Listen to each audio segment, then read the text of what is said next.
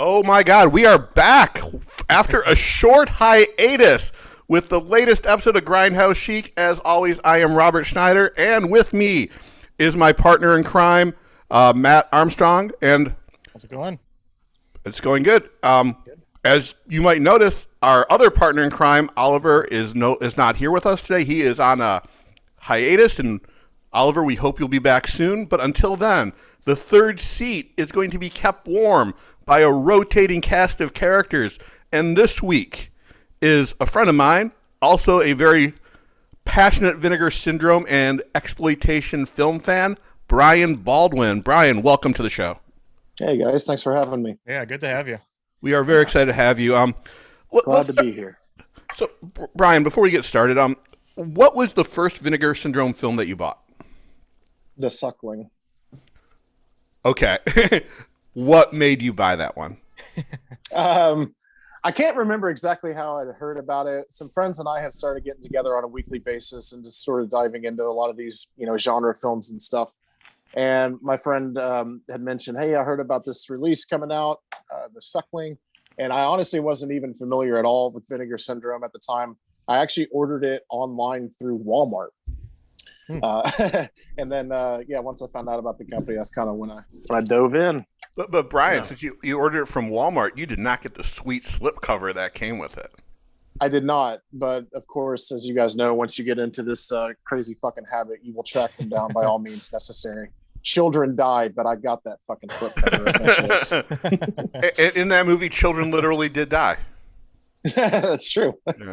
Yeah. So out of all the releases, which one would you say has been your favorite thus far? That is a difficult one to add. Like, some of my go-tos that people are, that aren't familiar with them ask me where to get started. I always like to mention some of the more, like, I guess I would call them like fan favorites, like The Uninvited, I think is a really great title, to kind of get you into that world. Tammy and the T-Rex is fantastic. Some of my personal favorites, I really like Memories Within the Saggy. Like, that's a great fucking movie. I don't know. I mean, I could go on and on and on, honestly, but yeah. Nice. Okay. Which one is your least favorite? Evil Town. What? I can agree with that one. Yeah. The Evil Town's a horrible film. All right. It sucks so bad. And Brian, just for our audience to know, how many times have you bought Rad? All right. Bought it upon release, needed money down the road, sold it, kicked myself in the butt for it, bought it back, signed by Bill Allen.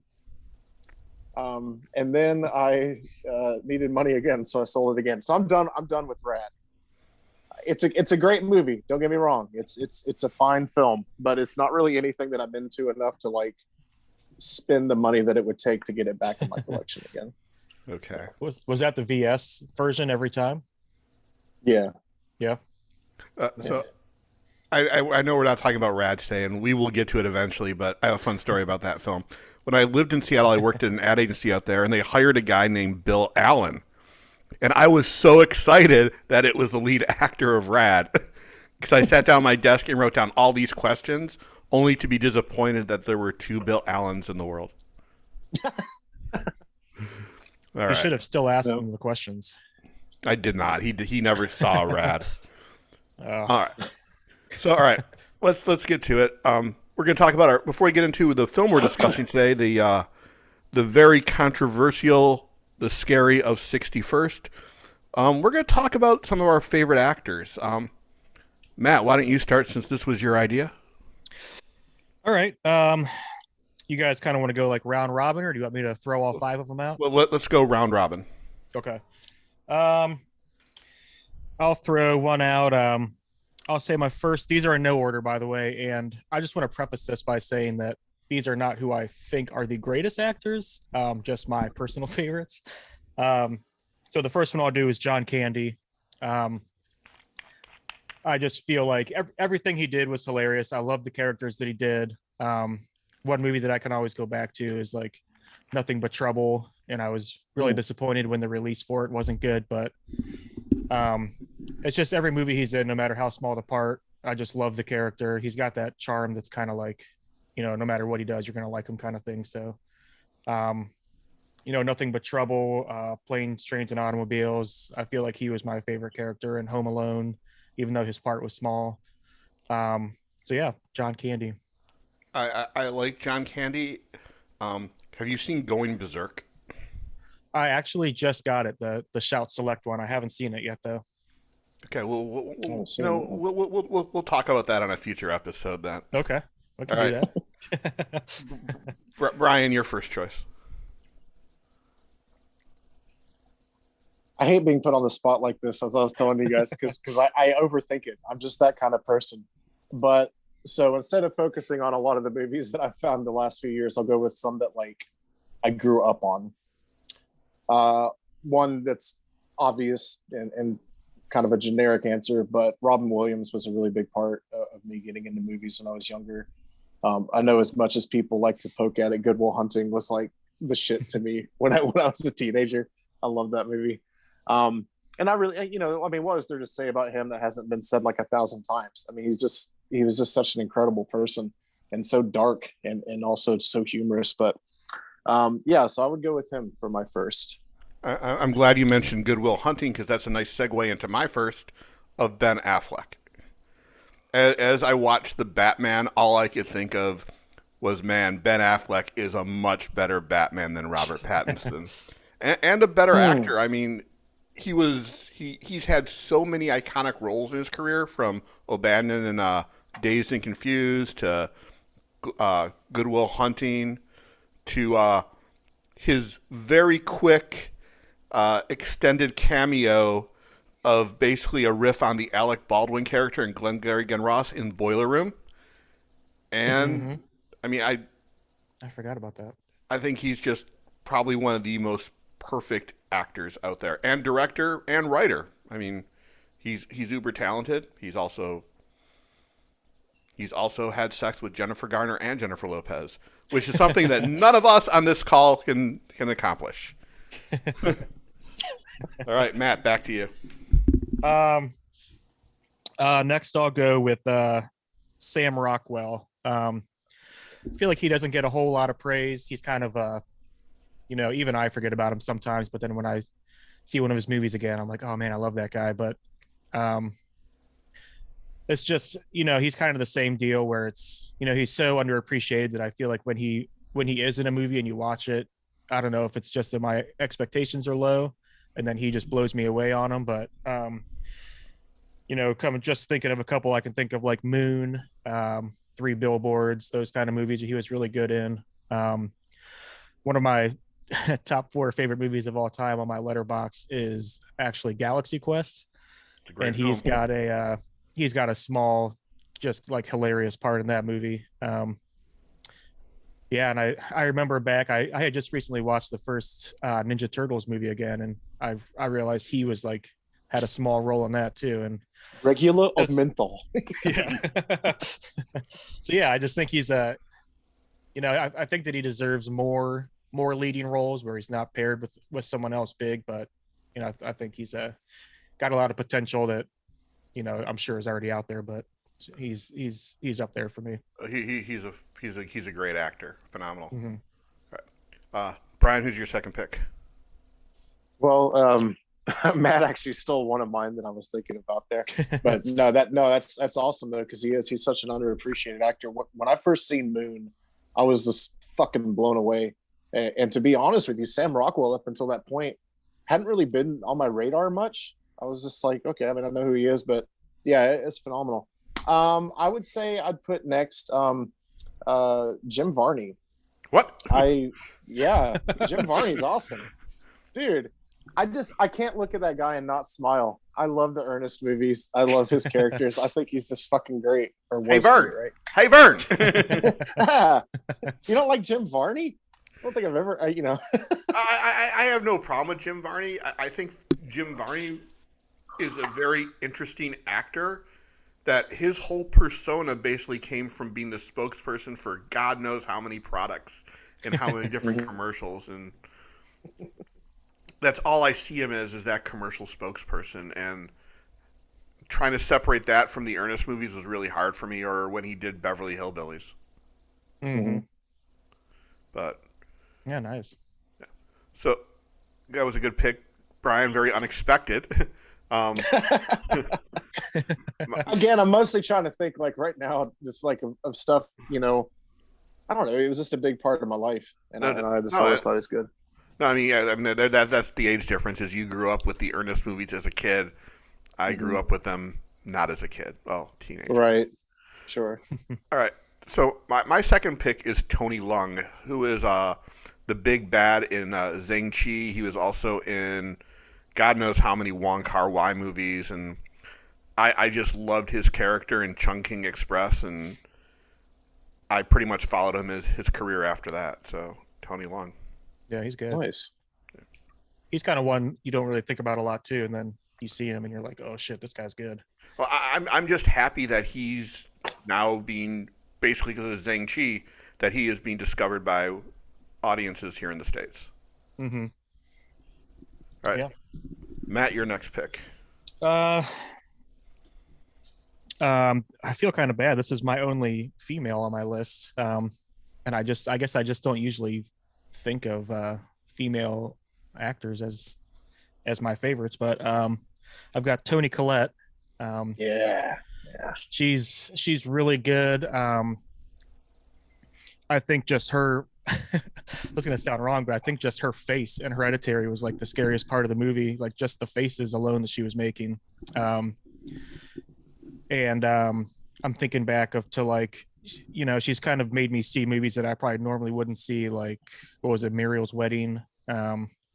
She was really good in, and I think that I like her because it seems like, you know, most actresses in Hollywood are worried about, you know, being the prettiest or, you know, whatever. That's going to be a terrible take, I'm sure, but I feel like she's always kind of, you know, been of the mindset that she doesn't care about that. She's just, you know, she's acting, but it may be overacting in some parts, and I think that's why I like her. But I think she's top notch. I feel like, you know, in The Sixth Sense, I feel like she had the most memorable part, most well acted part. So I feel like she's in not enough movies that are kind of big mainstream movies either, but I would like to see her more. I don't think she needs to be. No. I think she's that actress that you hire when you need a stellar performance. Mm-hmm. And she's also and I think she was. Is she in the new Nightmare Alley? I haven't seen that yet. I think she was in that. I haven't seen it either. Yeah. Great movie. Cool. Brian, who's your next pick? Yeah, just because you were mentioning the Batman earlier, and I just watched it last night. I got to give a nod of approval to Paul Dano. That guy is one of my favorites. Of course, you know, I was introduced to him with The Girl Next Door back in the day with Alicia Cuthbert and all that. But then, you know, his performance in There Will Be Blood, like I still think about it all the time about just how, I don't know. I mean, you have to be a certain level of fucking awesome, right? If you're up against, you know, Daniel Day-Lewis, and to be able to hold your own in that way, just being a kid, you know, he was so young at that time. It blew me away. And I just think that guy's great. And I haven't seen everything he's done. I continue to find out about little indie projects he's had here and there, but every movie I've seen him in, I'm just always blown away by his performance. Yeah. You should see Ruby Sparks. If you haven't See, already. I heard about that one, but I haven't seen that one yet. That's a good one. All right, my third pick. Oh fuck. I really didn't think this one through. I'm gonna go with Jackie Chan. Whenever I feel down, it's like I have to watch one of his movies, and I'm also really glad that right now they are being re-released in spades. Mm-hmm. So we are living in a golden age of Hong Kong films being released here in the States, and hopefully Criterion will put out all the rest of his this year. Do you prefer young Jackie or newer, more comedic Jackie? I think there's always been a hint of comedy in his films, mm-hmm. but I prefer Jackie Chan up until Rumble in the Bronx, but some of his newer stuff, that one he did with Jet Li, I can't remember the name of it. I thought that I enjoyed the fuck out of that movie. I don't remember what that one was. I'm gonna have to go look it up. Yeah. But that was like one of the first movies I ever bought on Blu-ray. Yeah, he's good. I remember when the Rush Hour movies came out, and I had them on VHS, and I would just watch it, rewind it, watch it again. The Rush Hour movies, kind of, I like them, but I felt all of them after the first were the same exact film. Oh yeah, for sure. All right, Matt, who is your next pick? Next I've got I think you have heard this one already, but I've got Nicolas Cage. Oh God, Matt. No. We just stopped. Hold on, Brian, he was in Valley Girl, which is one of the best movies probably, ever, so you're probably gonna hate my fifth pick then, but I will give you that. I will give you that. I love Valley Girl. Anyway, I digress. Go ahead, Matt. You have the floor. it's just, and I don't know what it is, but I think it's his level of like overacting that I really like. And I feel like the dumber his character is, like Con Air, like stupid character, stupid accent, loved the movie. Back to like when he won an Oscar, didn't he, for leaving Las Vegas? Yeah, so like back to those movies where he was just kind of not the character that he is now. Even back then I think he was good, but moving forward I think like I don't know what you guys think about like Mandy or something like that, but I thought he was good. I thought he was amazing in Kick-Ass. It's just like the over-the-top aspect to him, I think, and I'd say 85-90% of his movies I really like. So Nicolas Cage. I think he should have been nominated for Willy's Wonderland. I haven't watched that one yet. Doesn't he like not talk in it? That's the best part about it, is that for the first time in a long time, Nick Cage gets to act. Mm-hmm. Which he doesn't really do. He just talks. I'm really excited for his new movie coming out where he's just playing himself. I haven't heard about that. Unbearable weight of like massive talent or something, I think it's called. I have not. I'll have to look for the trailer for that. I'm surprised you did not mention Adaptation as one of his best films. Yeah, it's good. All right, Brian. There's just so many. Oh yeah. But Valley Girl is it. Brian, who is your next choice? Well, I want to say before I look like a complete ass, I do understand that I'm in the total minority on the Nick Cage thing, and I don't know why. I don't know if you are. Every time I say it to someone, they're like, "Excuse me." Well, I feel like in our world, like, when I say that, you guys know what I'm talking about, the types of films that we're into and stuff like that. People, at least most of my friends, love the hell out of his over the top, as you said, kind of character that he does, and they embrace it the way that he seems to embrace each character he does. But to me, it just seems like kind of like at this point, it's like, oh man, let's get Nick Cage because he's insane. Yeah, and it's just like this weird cash grab kind of. And he's real cheap. Me, but yeah, and he's real cheap. But I don't know, man. Maybe I got it all wrong. Maybe he's just supremely passionate about being that way. Yeah, I feel like I should have been more prepared for this, but so Jake Gyllenhaal comes to mind. I'm a huge fanboy of his. I love his movies. I honestly can't really think of one. I can't think of a single movie I've seen him in where I'm like, man, he really sucked.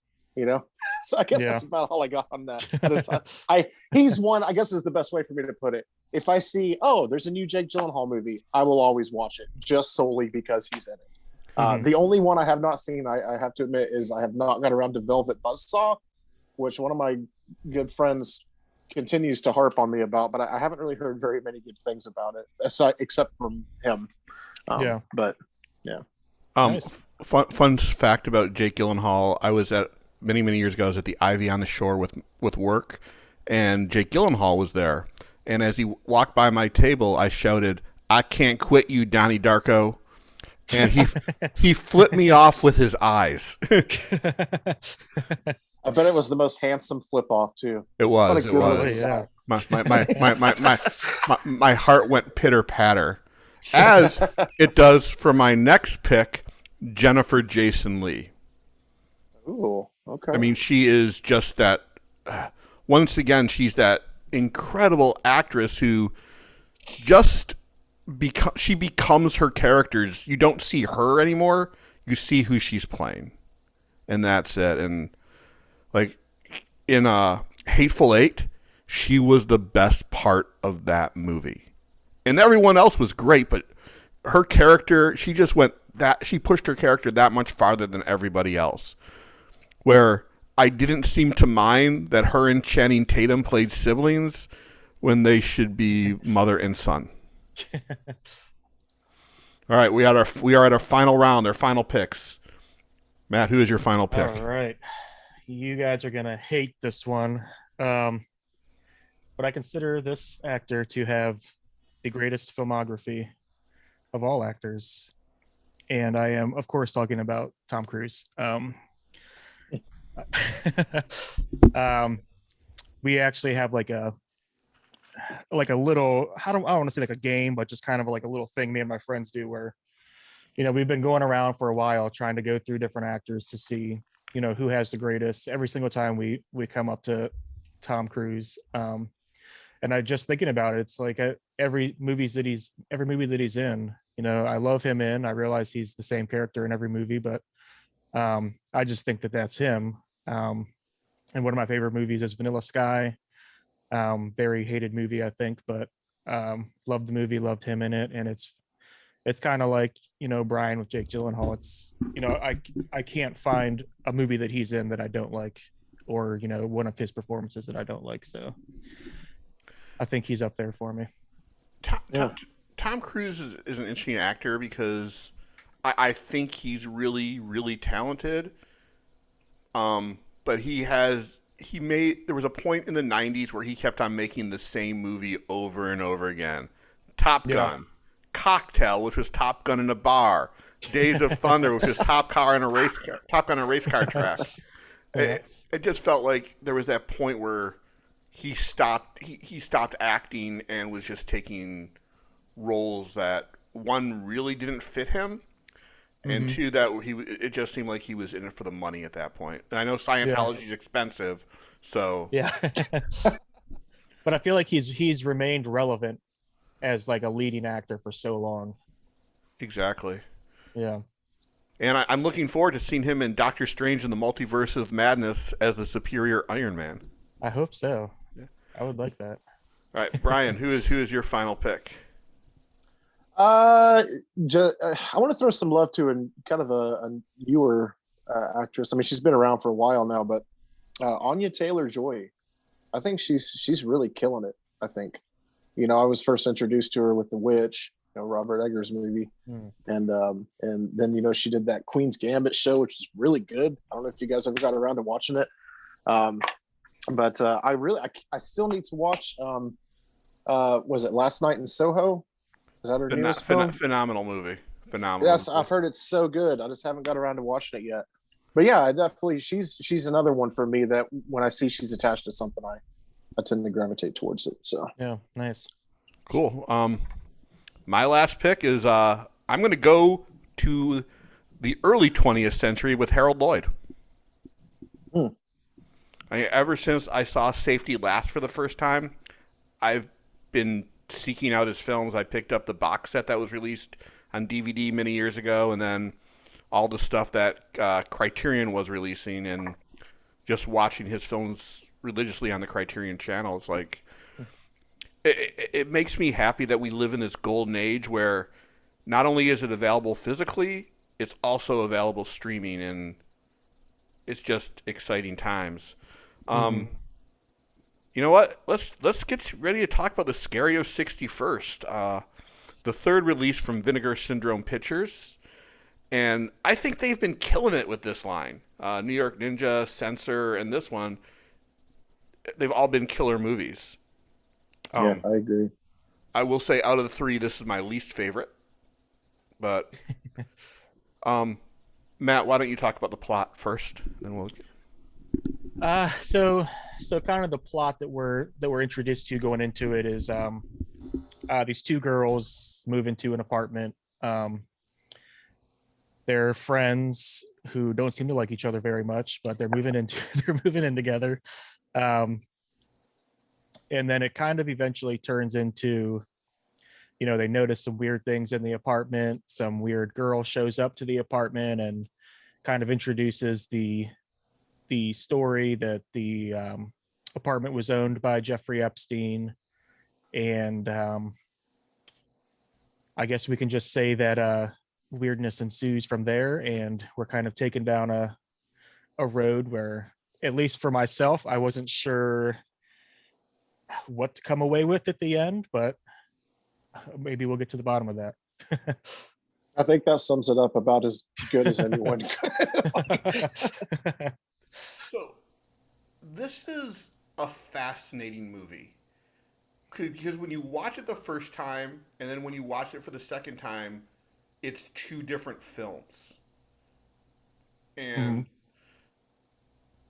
this movie, much like Censor, is really, really dark.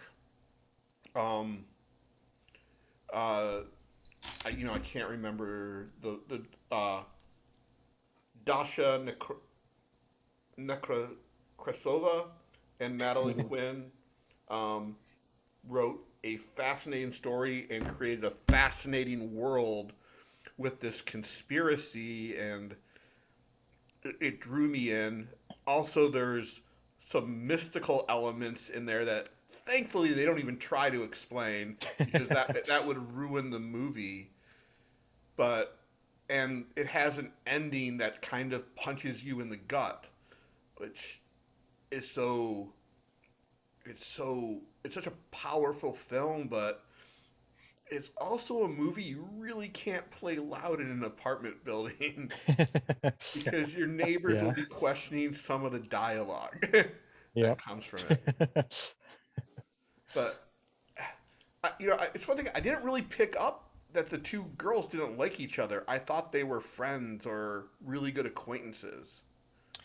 Yeah, I think they were, but it just seemed like their interactions back and forth, they were just like just getting mad at each other for stupid things. And then the one girl, like 2 days into living with them, was like talking about moving out. And I don't know, it seemed like an interesting friendship dynamic where didn't seem like they liked each other all that much.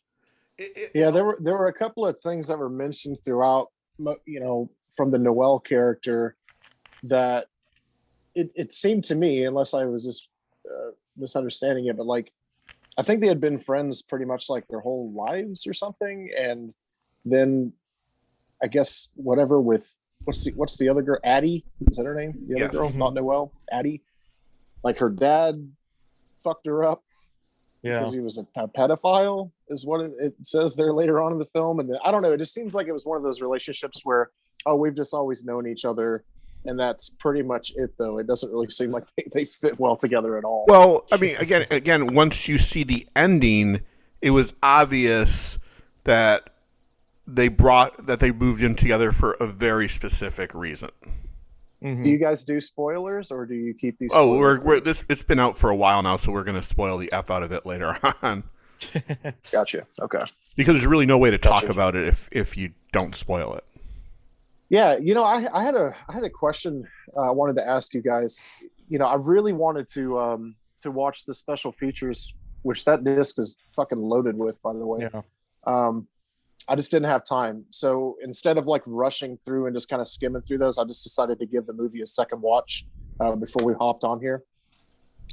And I thought some of the choice in dialogue was interesting, and I feel like it has to be intentionally in there, like dropping the f bomb, and I don't mean fuck. I mean the really terrible word, Mhm. for homosexuals. Ooh, sorry.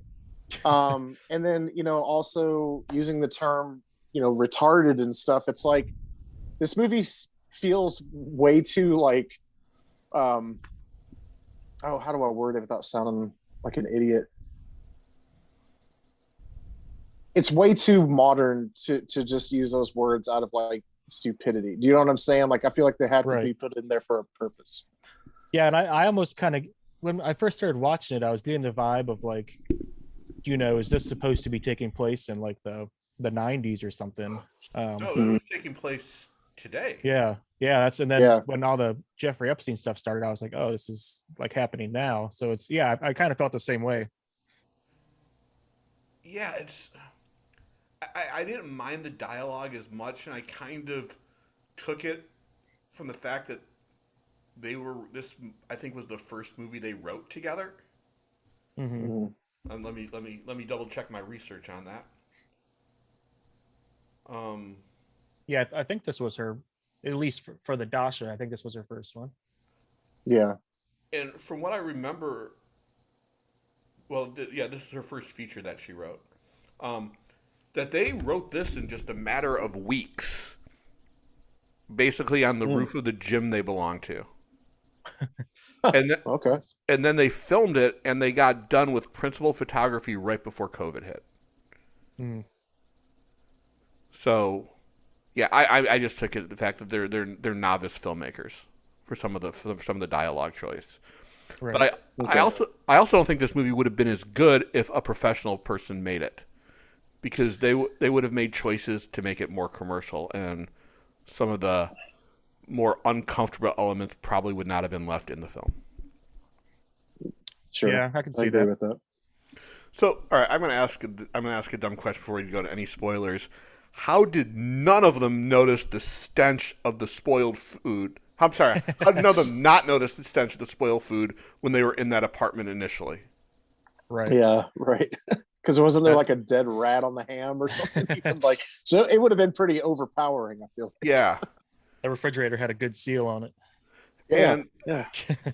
I mean, there were a lot of weird things, like with the realtor at the beginning, and then when you see him again at the end, it makes a lot of sense.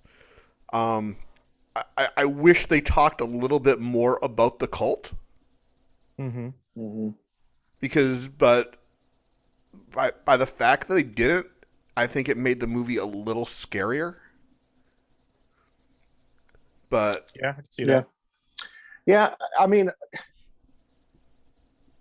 I have to admit that, like, I do find the film to be a little bit pretentious, which there's nothing wrong with that. I feel like it's just on the right side of it, where it's not too up its own ass for me to not be able to have fun with it. Like, I actually really enjoyed it. And Robert, you brought up a interesting thing at the beginning there, where like when you watch it the first time, you have this sort of initial reaction to it, and when you watch it a second, you see this whole other kind of side of things. Like when I first viewed it, and it may be because there's some pretty out there images and scenes in this movie, but I found myself like almost finding a lot of humor in it the first time. And then the second time around, I kind of expected to find more of it, but I ended up finding less. Like I was like, wow, why did I laugh at this shit the first time? Like some of it's funny. There is some intentional humor thrown in there, but not as much the second go around as I found the first. Because when you watched the first time around, you had no idea that where it was going. Well, you had no idea that this was basically a setup for her friend to destroy her friend. Yeah. Or get her. I mean, all right. Was her roommate possessed? I had there's one scene. Oh, I'm sorry, Matt. You go ahead. No, go ahead. I was gonna say there's several occasions that we see reasons to believe that she is, but there's one scene in particular that really like definitely goes there, and that's when her and her boyfriend Greg, like she has crept through his window in the middle of the night to have sex with him, and this is the whole uncomfortable scene where she's discussing like we're having sex on a bowling airplane. Yeah. Now how old am I? And he's like you're 26, and she's like younger. And he's like, oh, I'm sorry, 25. That was a kind of funny little moment. But then of course she keeps going. She's like younger, fuck me like I'm 13. And at one of the points in the scene, of course at this point Greg's like, fuck this is insane, but she speaks in a demonic voice. Like there's like this kind of growling thing. Mm-hmm. Hold on, that doesn't happen to you when you're having sex with women? They don't Disappointment. Guys, I'm sorry, my camera. I'm hooked up with these you're headphones. good. Don't worry. It keeps I was going to falling. say that part was not that part specifically, but during that part was a moment that I just laughed out loud when the boyfriend was like pushing against the wall and he was like, "Oh, I'm an NBA player. I'm so tall." So tall. I Yeah. could not stop laughing at that. But He was the worst actor in the movie. Well, I wasn't even going to say this in terms of like everyone's acting ability, but like I do think it's fair to mention, at least in my opinion, there's not really any likable character in this fucking movie. Like they all kind of suck. Like, yeah, just in my opinion, at least, they're all just like really shitty people in Well, one way or another. Yeah.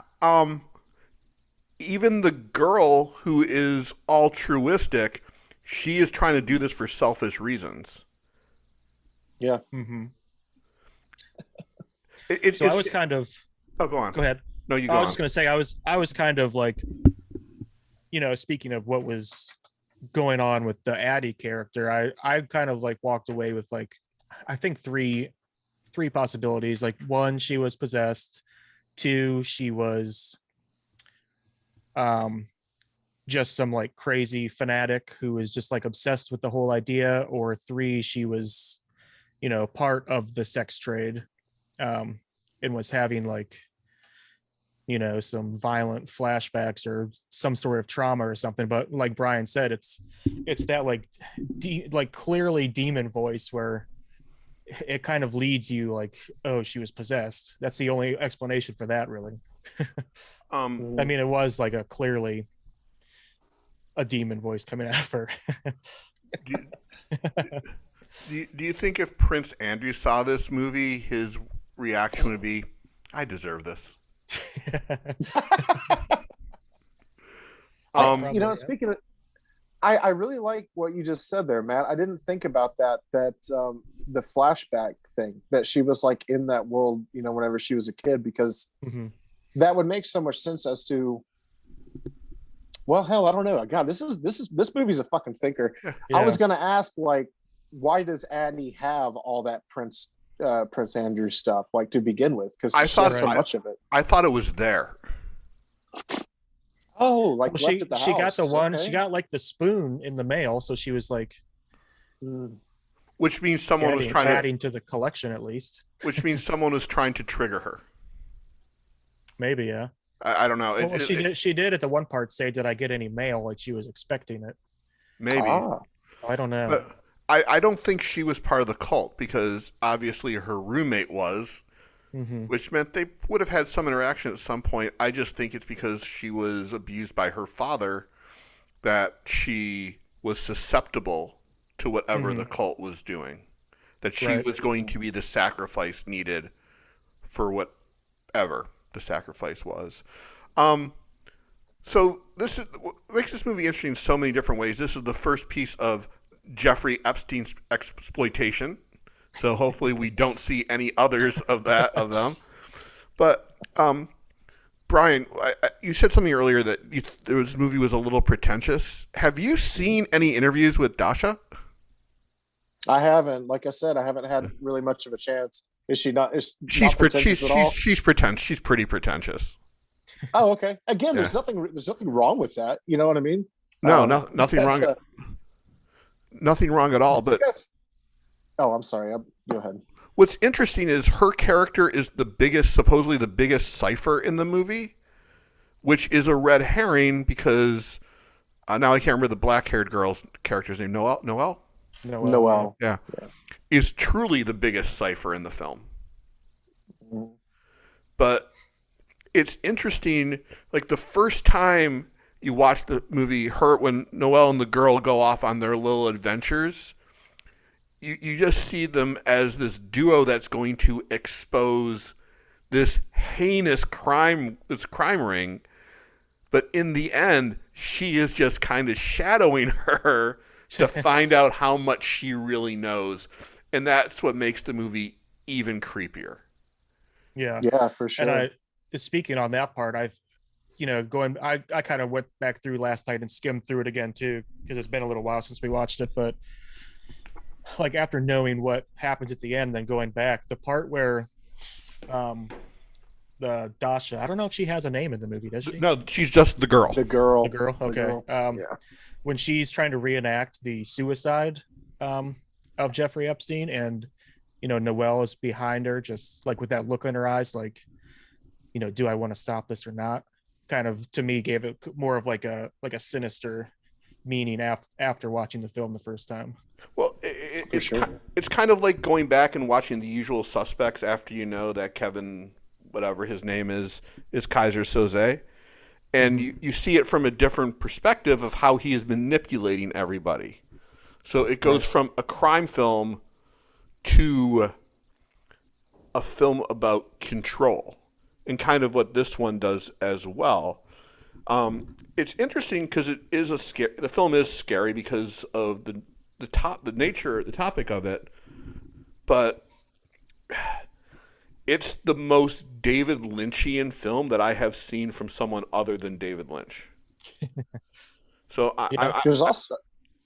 I'm sorry, Brian. Go ahead. No, you go ahead, man. I'm excited to see what she does next, but I'm also having in my head that it will not be as impactful as this film unless she stays an indie filmmaker. Mm-hmm. But I think at some point she's going to get scooped up by the system and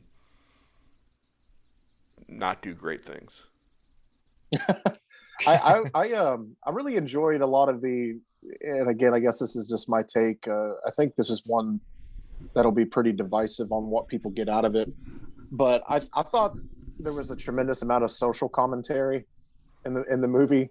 Like just okay, so which obviously once you've seen it and you know how it ends, it kind of changes your perspective on things. But on a first time watch, this random person shows up to your new apartment, okay, and then they're obsessed with this thing, and so Noelle just becomes obsessed with it, almost just like it's just something, it's just filler for her. Like she has no concern, but suddenly like her character is all about exposing the truth about this with this person that she doesn't even know, and then they're just both hopped up on fucking speed the entire movie. So do they really care to begin with? Or is it, you know what I mean? There's just a lot of little things like that throughout the movie.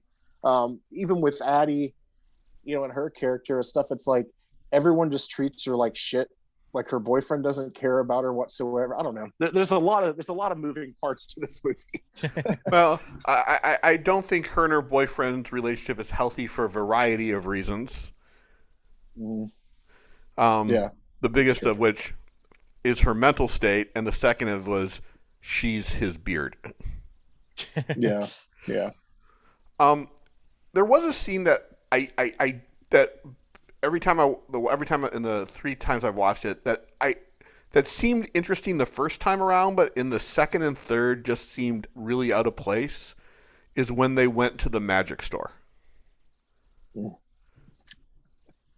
Yeah. The only thing that really came of that, is the guy gave them that protection. What was it called? What do we call it? Stone, like a protection stone. Yeah. And then, of course, that is what's used to knock out Noelle there whenever she gets all, I don't know, crazy. I will say that Noelle's turn was done flawlessly. And then her going upstairs, then her going back up to the apartment and the realtor is there and she just kind of kneels down and he pets her. I think that would have been a little bit creepier if the realtor was played by somebody older. Yeah. Yeah.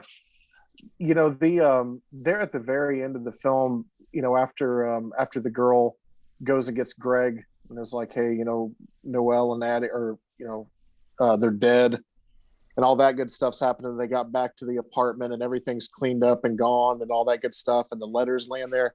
It's like, it really hits you in the fucking gut. And especially because I'm with you, Robert. I thought that Greg guy was just really not good. But that last line that he delivers to the girl, where it's just the camera work and everything makes it so menacing and puts you kind of like in a place of these victims who are never believed, about like, oh, this happened. And it's like, the camera angle is kind of like looking up at him whenever he's talking, and he's saying basically like, just fucking stop and stop lying and all this shit. And it's just like, oh damn, that really, I don't know, it hits. It makes you wonder if they could clean the apartment that quickly. Why didn't they do that before they moved in? yeah. Which also, in fairness, because I thought about that too. Like, well, did any of this really happen? I don't know. It's like there's so many things that are put in concrete, like, oh, this is clearly what's going on, but there's so many aspects of the film that just leave it up to your imagination, and like what do you think happened, which is kind of a brilliant choice to make if that's what they intended to do. I thought that same thing, like, did it happen? But then the letter shows up, so it's like, sure, something happened. Yeah, that would be no, I never took it the movie didn't happen.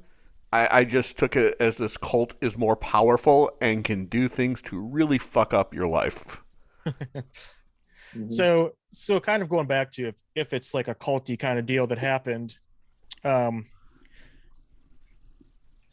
like, are we going with the conclusion that Addie was possessed? Because, like, what was the, like, oranges and limes smush and dance she was doing, and, like, outside of the door on the JE of the building, like, what was it? Why did she do all that?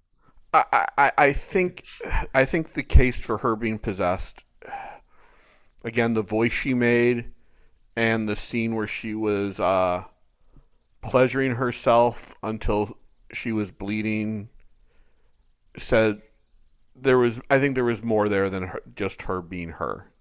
Yeah.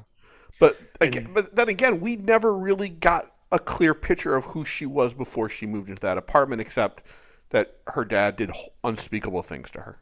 Right. And side note, the girl who plays Addie, I think I told you before, she's also one of the lead characters in the Assholes movie that was a partner label a couple months ago. And both of these movies, she's kind of got that same, like, downward spiral kind of crazed character, and she's awesome in both. If you haven't seen Assholes, check it out. It's not for everyone, but I have not bought Assholes. It was one of those partner label movies that did not make a cut. Yeah. And I think the running time on that one and the lack of extras really just said no for me. Yeah, it's short. I think it's 76 minutes maybe. All right. Speaking of runtime, this one has a great one. Was it like an hour and 21 minutes? Something like that? But here's the thing: unlike a lot of movies that Vinegar Syndrome releases, this one has so much in it. Let's put it this way: it was I think the second time I bought a Vinegar Syndrome movie that I watched it immediately after I went back and rewatched it immediately afterwards. But yeah, there's so much depth to this movie, and much like Censor, it's just one that I'm glad I have in my collection.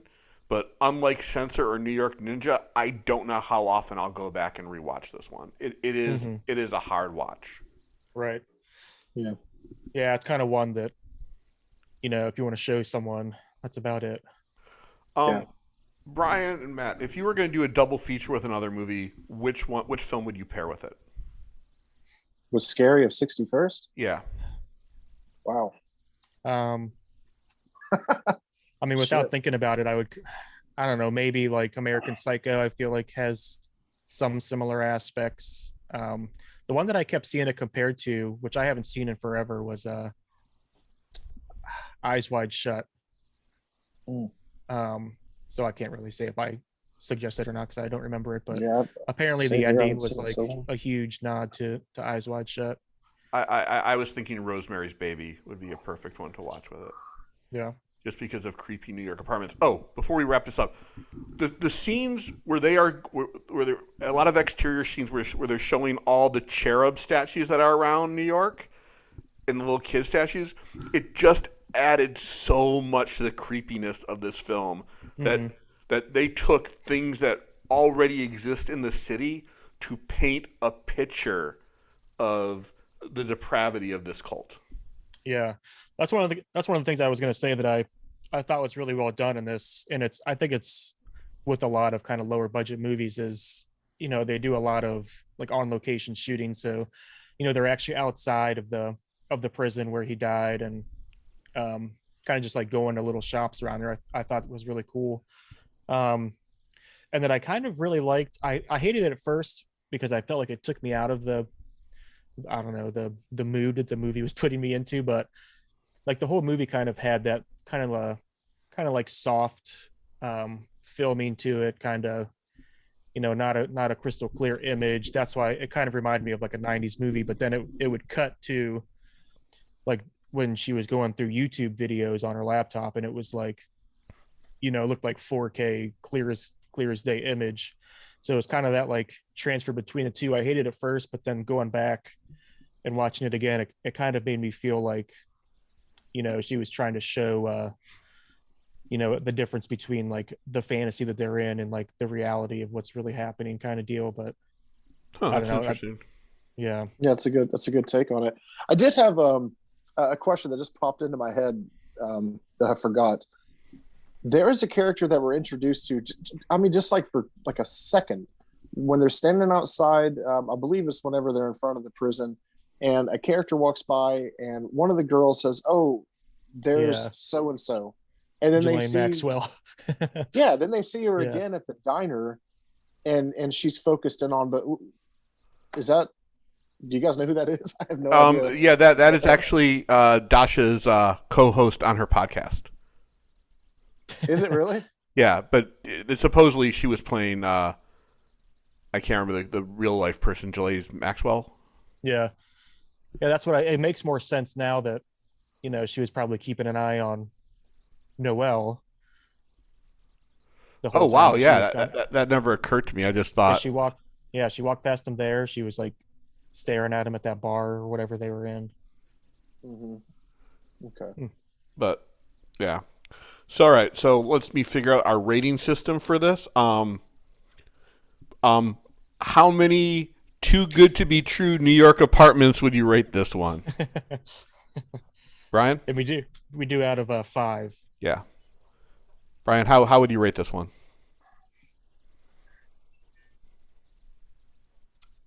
Do we do halves? You can. Yeah. Yeah. I'd probably go with like a 3.5. Okay. Kind of a middle of the road, sort of a little bit.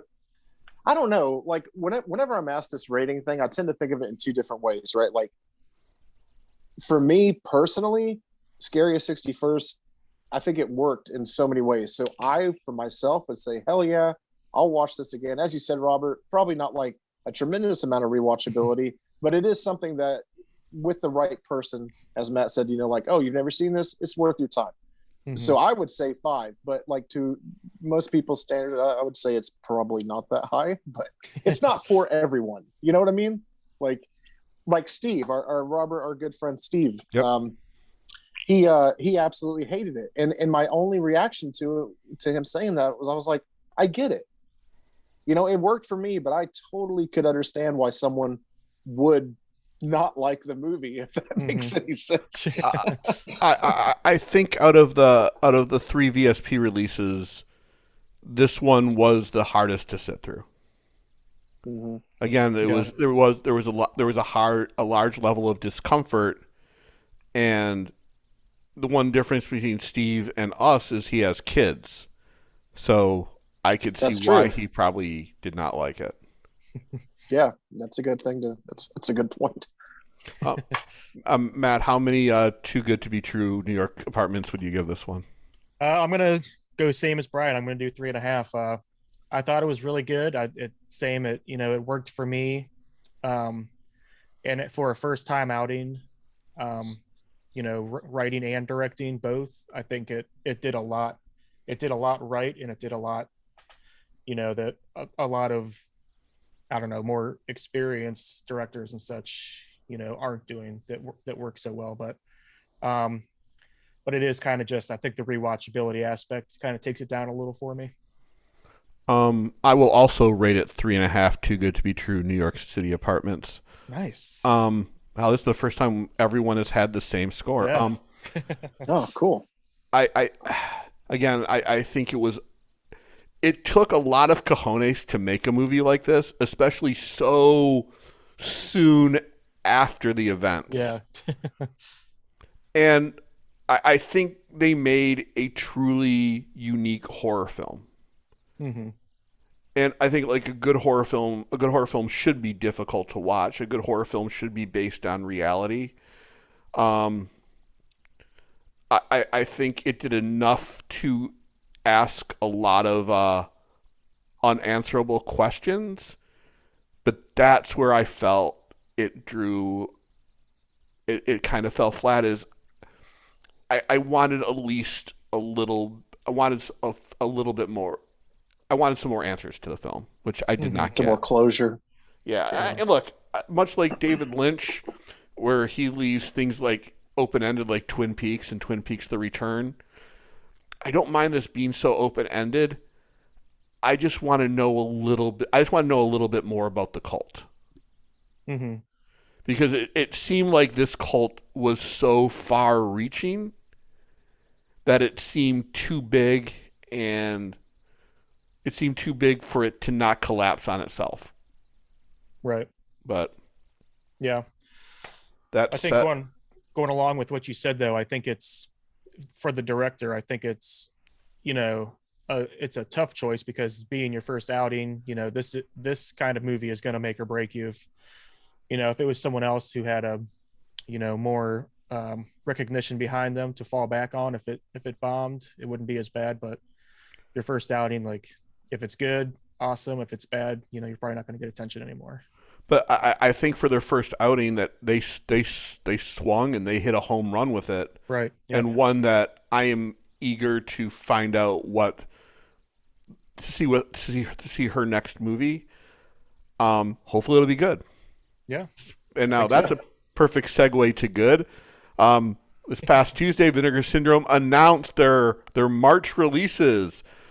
And from what I've been seeing online, there has been some controversy to this stuff. Yeah. And I don't understand why.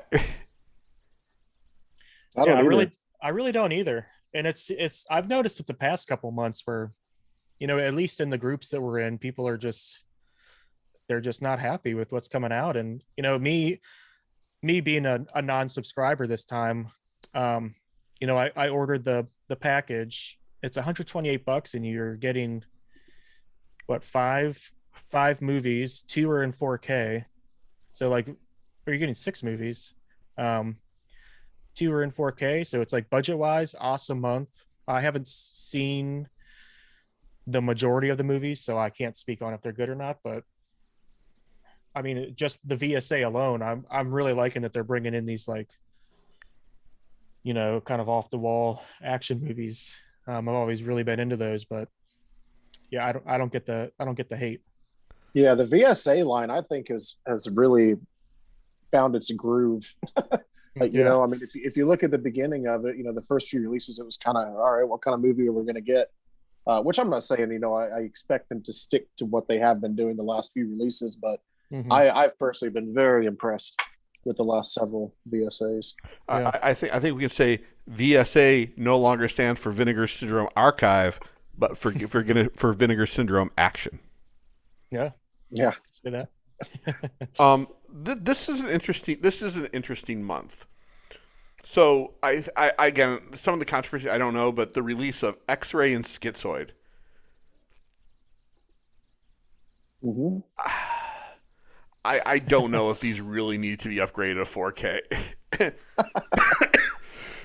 Although I agree with you, I am also equally excited though. I mean, I have the Scream Factory, release from back whenever, but I'm excited.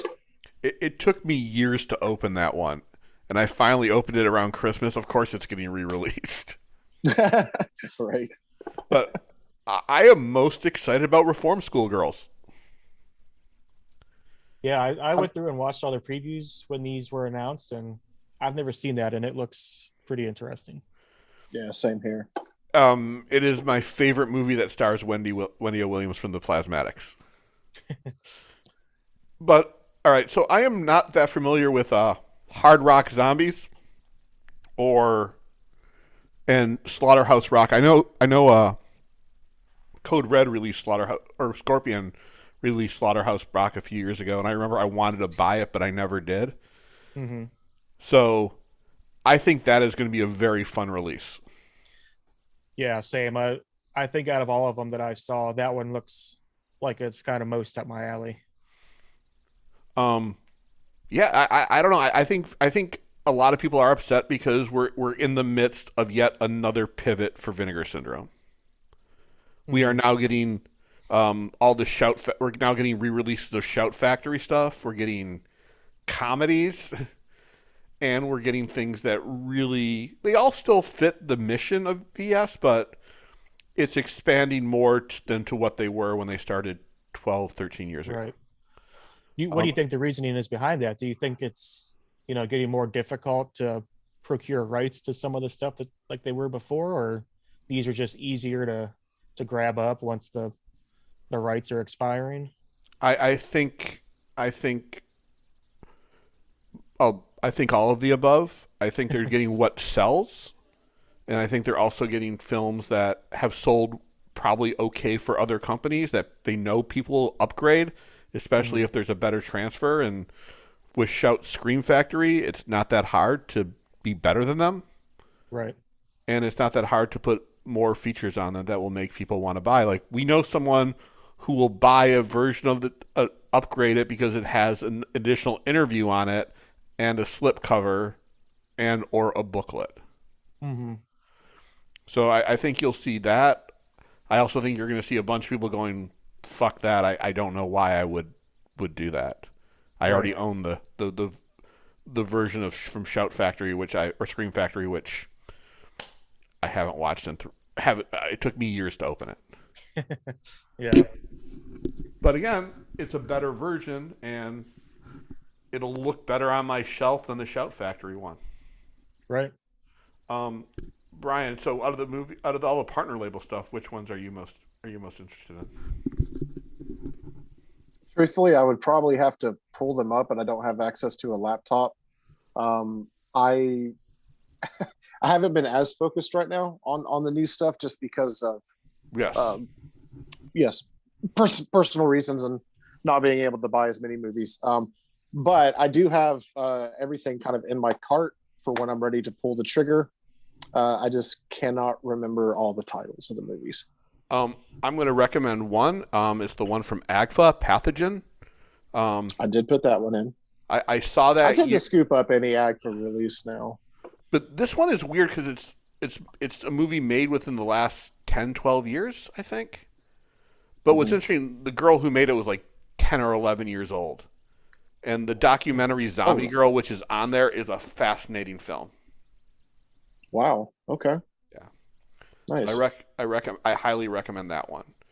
And if you haven't picked up, that's already out there, Quiet City and Dance Party USA, I would pick that up as well. Who released that one? I don't have it. Circle Collective. Yeah, Circle Collective. Okay. And there's less than 1,000 of them left, so I would pick that one up. That does it. Brian Baldwin, thank you so much for sitting in the hot seat this week. We would love to have you back in the future. No, it was fun. Thanks for having me, guys. Yeah. And Matt, it's always good to see you. This is going up right after we record this, and then tomorrow, finally, the Casey Scott interview about Babyface 2 will be going up now that I have edited it. Nice. Matt, what movie should we watch next week? What movie should we discuss? I kind of say let's stick to another new one, maybe one that came out. I mean, we could go with the one everyone hates the most, Drop Dead Fred. Let's talk about Drop Dead Fred. All right. And we will get a history lesson from me on the greatness of Rick Mayall. Until next week, actually until tomorrow, when you see the interview with Casey Scott, And then next week, Drop Dead Fred, and we will have yet another guest in the hot seat, probably also named Brian. All right. Thank you all. Yeah, thanks, guys. Thanks, guys.